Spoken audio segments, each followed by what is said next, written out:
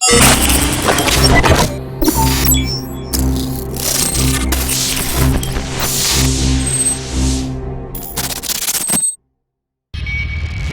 to China. Let's talk about that for a few minutes, but first watch this. China wouldn't exist without us. China has to pay a price if they don't start, behaving, because they're killing us on trade. What we should do, and that's give China a quick and very, very strong rebuke and warning. The Chinese do not respect us. If we don't get smart quickly, China will destroy our country. Okay, so comments like that have been happening for quite a while. Tensions have been rising, though, more recently with China. The Chinese deploying an aircraft carrier to patrol the disputed South China Sea. So how should and how will the Trump administration handle this? China Alerting co-founder Dan Joseph is our guest. And, Dan, the president-elect, even before he was in this position, even before he ran, had been talking tough about China. So this will be a new approach from what we've seen. What do you expect in the first few months of a Trump administration? Well, it's interesting.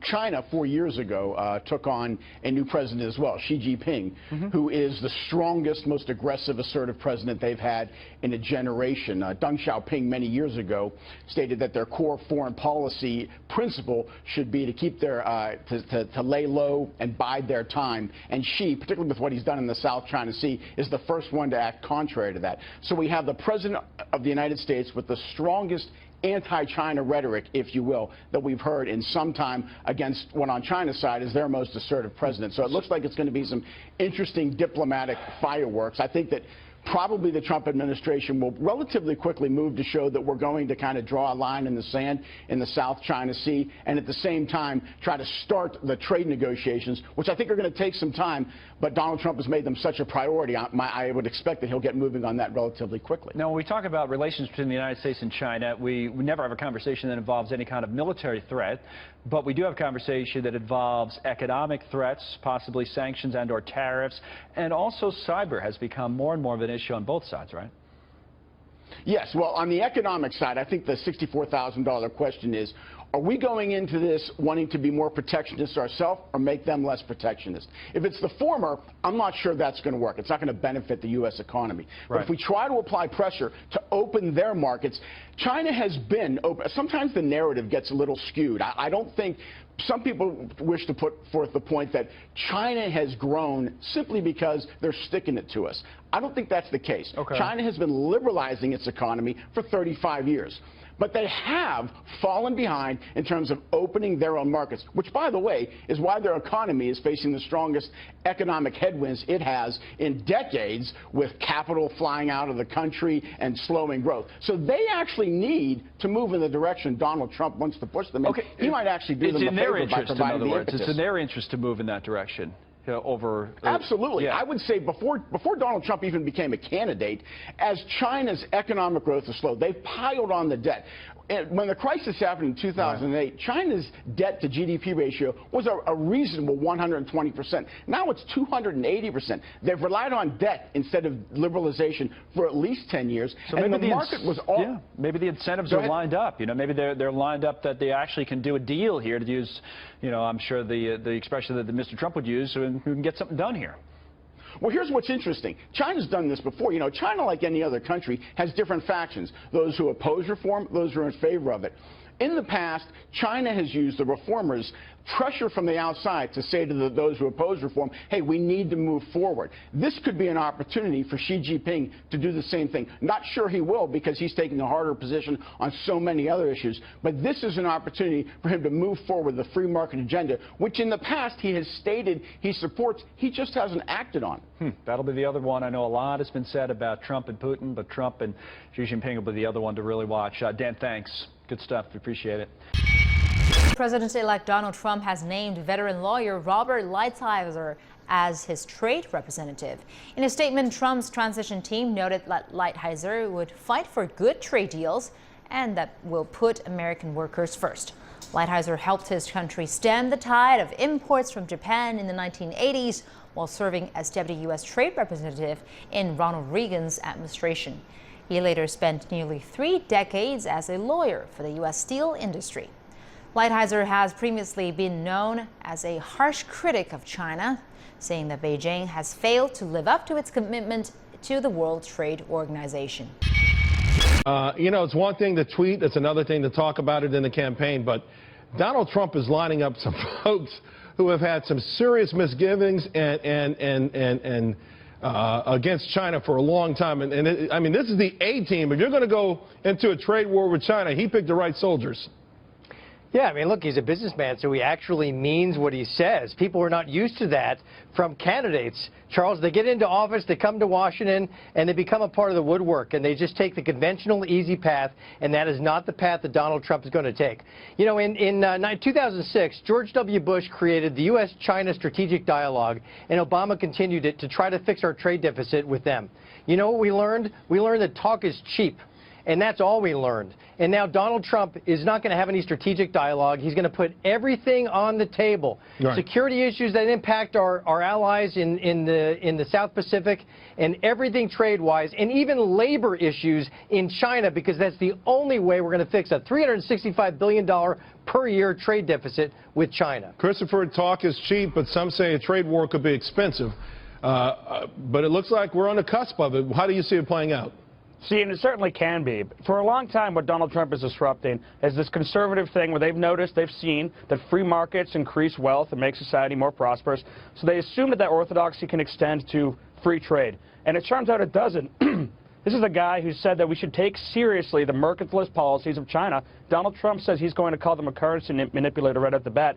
But this is also a veteran of our trade fight with Japan. He was there with Ronald Reagan. And when Ronald Reagan went to trade war with them over cars, over computers and semiconductors, over motorcycles, there was hurt. Americans saw some prices rise, but also in the end we saw Japan started playing by the rules, and now we have a great relationship with them on trade. Although I will say, Lily, I remember the Ronald Reagan tariffs on the Japanese motorcycles.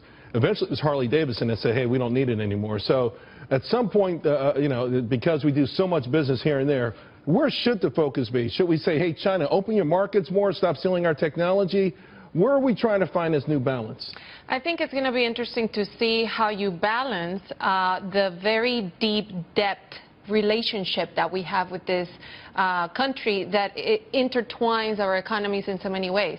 What a lot of people don't realize is that their ownership of U.S. treasuries actually is helping us keep our interest rates low. They've been selling treasuries. Are you worried about that? I mean, I know it's like 1.1, 1.2 trillion, so it's not a trivial amount, but are you suggesting they're holding that over our heads? Is that some sort of Damocles kind of sword? I think it will be not a strategic move for them to just dump that out in the market, because all of a sudden anything that hurts the U.S. dollar is also going to hurt the trade for their own goods that are exporting, you know, electronics and clothing and everything that we buy here. I think at the end of the day, I'm very interested to see how do we balance all of this so that we don't end up assuming that Americans all of a sudden are going to be okay paying more for made in American goods. Right.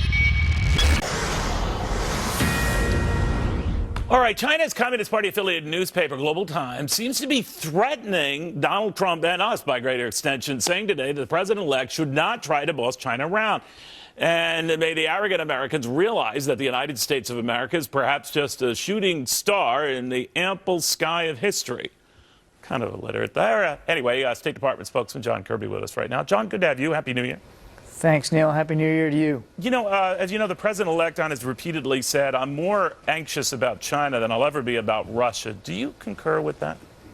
Well, I certainly would let the president-elect speak for his views in terms of foreign policy challenges. What I can tell you, though, Neil, is that we have had a complicated relationship with China. There's no doubt about that. There's areas where we can agree with on them, and there's obviously some areas of tension that remain with China that I think, obviously, the next administration is going to continue to have to deal with. Look, President Obama said that there's no more consequential bilateral relationship in the world than the one between the United States and China. It's imperative that we keep working at this and trying to work through those challenges. All right, well, we're not doing a great job of it because the Chinese certainly continue militarizing islands it doesn't even own throughout the South China Sea. It's gotten a little bit more bellicose and militaristic in the last few weeks. Is that a real sore point that we're not appreciating, maybe too focused on Russia and whether it hacked an election or not? Well, look, obviously we have legitimate concerns about Russia's cyber activities and intrusions in the election, and the intelligence community has spoken to that, I think, pretty definitively in terms of the concerns there. But look, I mean, the world, there's a complex place, and there are lots of challenges all around, and I don't think that it would be a fair criticism to say that we've only focused on Russia recently and not the concerns and the challenges with China. We've been very clear and candid about our concerns over tensions in the South China Sea. I just get the sense, not you and the administration, the focus, State Department, whatever, seems much more interested in Israeli settlements and maybe just sort of letting a UN-sponsored sort of criticism go through, going after Russia and hacking and kicking diplomats out of the country than this other stuff with China, which to me, at least at face value, seems a little bit more alarming. Well, I don't think I agree with you, Neil. I mean, we've been pretty clear about our concerns over China. In fact, just recently here at my own podium. This stuff, right? China still does it. Well, look, I mean, there was a significant major policy speech delivered by the Secretary on Israel-Palestine last week, and we have been very clear and concerned the following day that got John McCain upset. Cyber-hacking. That got Lindsey Graham upset. That we were too busy trying to isolate our only friend in that region. That's not at all. You don't think that's not at all? No, Neil, we're not trying to isolate. In fact, it's because we consider Israel such a good friend and such an important partner But that couldn't wait until a new president took office? I mean, with just weeks to go, I mean, you dump that in his lap?